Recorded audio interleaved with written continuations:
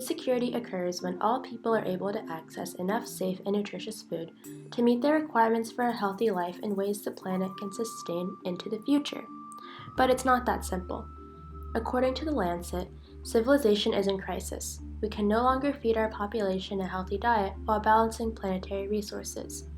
This issue, achieving global food security while simultaneously protecting the health of the planet, is exactly what makes the global food system a wicked problem.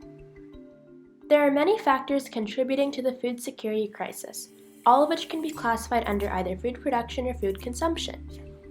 Most of these issues relate to equity, justice, and inclusion. For example, food systems depend on smallholder farmers who are unfairly compensated for their crops and on low-wage workers whose jobs in meatpacking plants and grocery stores rarely provide sick leave or other benefits. Agriculture unequally and overwhelmingly contributes to biodiversity loss and climate change. Agriculture uses 70% of all fresh water, produces a third of all greenhouse gas emissions, and leads to soil degradation.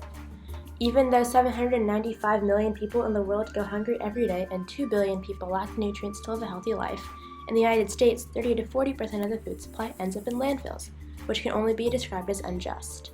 In developed countries, some urban areas have inequitable access to produce, leading to food desert status and reliance on processed foods.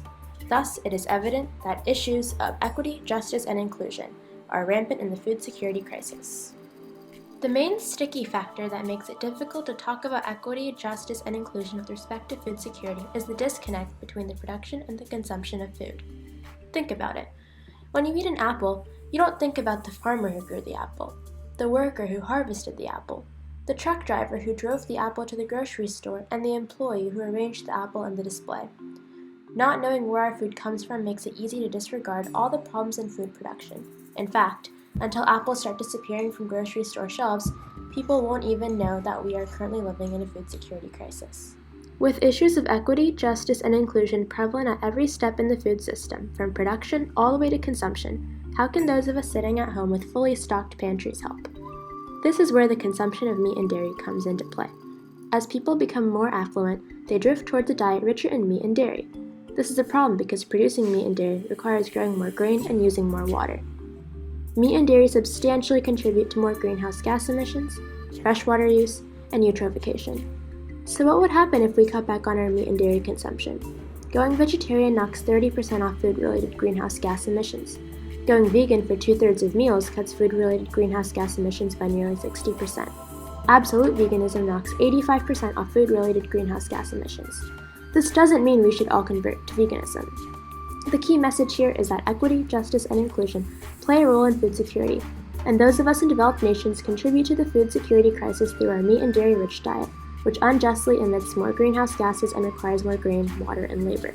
Therefore, one way we can move forward is by trying to reduce the amount of meat and dairy in our diets.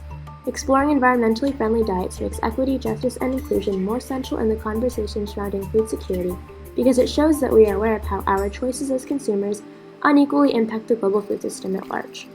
Moreover, as we move away from meat and dairy-rich diets, we can influence the consumption patterns of our family and friends, engaging more people in conversations about food security.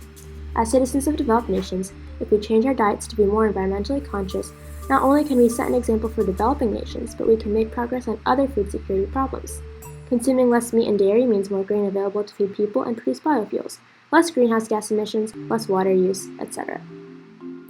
Lastly, we should recognize that changing our diets will not be enough to solve the food security crisis, but it is undoubtedly a step in the right direction.